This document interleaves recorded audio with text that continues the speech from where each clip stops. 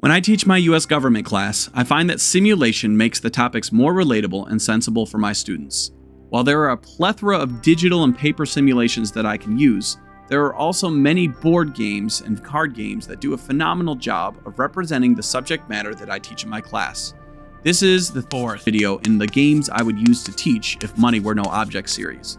This week, we will discuss US government. I would start the games with 1775 Rebellion. While the conflict is primarily by American revolutionaries and British redcoats, this game has other factions that support one of the two sides. The game goes a maximum of 8 rounds, and if either side meets their victory conditions starting in round 3, the game ends. The map is a beautiful representation of the 13 colonies, and each player needs to strategize on which towns and areas they will focus on fighting for to take control, and tipping the battlefield in their favor.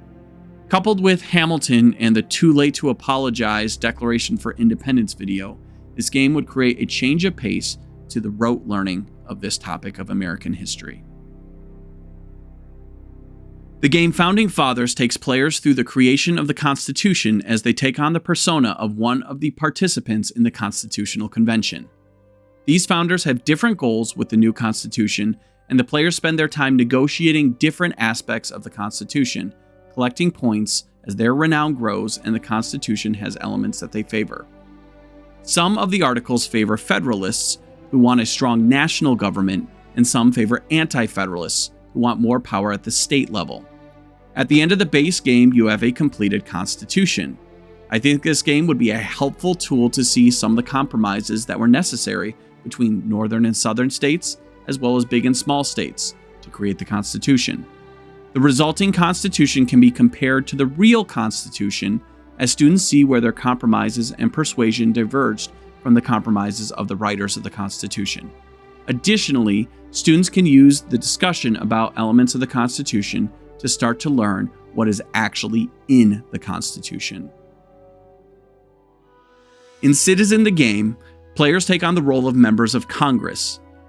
The goal for each player is to craft a bill based on their chosen cause and get it through Congress.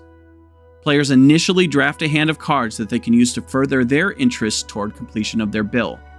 During their turn, they draw a card, and they play cards from their hand to either support their own bill or hinder the bill of another player. Based on the power of the combination of the cards they play, they can choose the impact of their play and tally votes. Players do this until someone is able to pass their bill in both chambers of Congress, the Senate and the House of Representatives. Once they do, they win. I appreciate that the designers of the game have integrated real historical events and members of Congress into the simulation that will allow students to realize some of the challenges and dilemmas faced by a 535-member institution where the membership is split into 2 houses, majority rule is necessary in each house, and each member has their own goals and interests in creation of a bill. Mr. President is an in-depth solo simulation of the US presidency. It is a very long game, so my vision for this game would be to play it with my class and allow the choices that we would need to make in the game to be a springboard for discussion about the game. This would mean that we would probably only be able to get a couple turns into the game in the time that we would have allotted. But since it is a very comprehensive game, we would be able to get an in-depth look at many of the things that the president is responsible to do in board game form. And for the courts, I've got nothing. So, this is where I trust you, the watcher of this video. If you know of a great game that represents the American court system, particularly the Supreme Court, drop me a comment and let me know about it because I'm really interested. Next up, moving away from the branches of government and looking at big picture of how a government functions and the politics behind everything, I'm going to go with one of my favorites, Hegemony. Hegemony is a political economic simulation that requires a lot of interaction between different classes and the state. The game has bill proposals and elections to change policy and includes ramifications of those policies on this fictional society. The government needs to try to serve the needs of each class to gain legitimacy, but also needs to stay solvent and not go bankrupt. Players debate with one another how they will win the elections, and the media, lobbying, and political influence are embedded into the concepts of the game. There are many mechanics in the game that will lead into discussion about topics relevant to the government course. There are a lot of games that go through the election process for the United States. A few that I would be interested in highlighting with my students, maybe not all of them, but Election Night, Map Making, the gerrymandering game, The Contender, and Super PACs. These games I put in this category of elections that would really help students see these different aspects of the election process. Election Night focuses on the presidential election and electoral votes as students try to win the election and bring as many states to their side as possible. Conversely, we'd look at elections for the House of Representatives and concerns with the districting process in the gerrymandering game.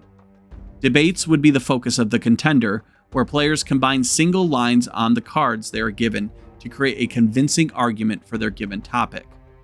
Super PACs is a light-hearted look at money and power in the election process. These games have varying connection to the actual subject matter of elections, debates, and election finances, but they would be great introductory tools to draw interest in these topics and help students see the significance of these topics in our study of government and politics.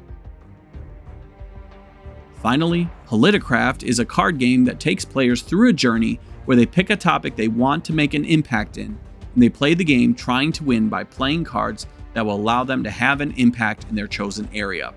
The impact can be everything from social media posts to running for political office, so students can see an example of the spectrum of ways they're able to be active citizens as they play through this game.